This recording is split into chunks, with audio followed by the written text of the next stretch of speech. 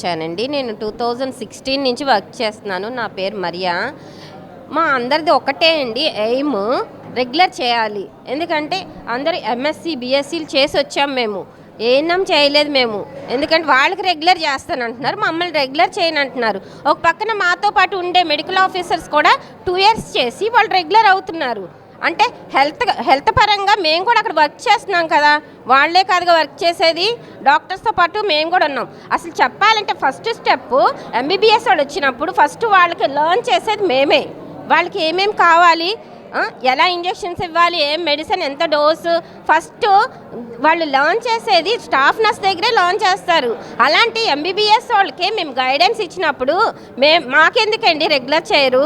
వాళ్ళని చేసి compulsory regular చేయాలని ఇది ఒక్కటే మాకున్నది ఎయిమ్. అన్నీ కూడా అండి మేము అదే కోరుకుంటున్నాము. కంపల్సరీ రెగ్యులర్ చేయండి. మాకు ఇంకేం ఆశలు అయితే లేవు.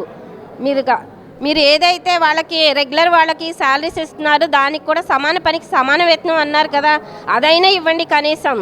ఒకసారి మా వైపు చూడండి సార్. మీరు పొలిటికల్లో ఉన్న వాళ్ళందరూ ప్రతి ఒక్కరూ హెల్త్ పరంగా పట్టించుకోవాలని సభాముఖంగా ఇప్పుడే మేము జేఏసీ ద్వారా మేము తెలియజేస్తున్నాం. Thank you.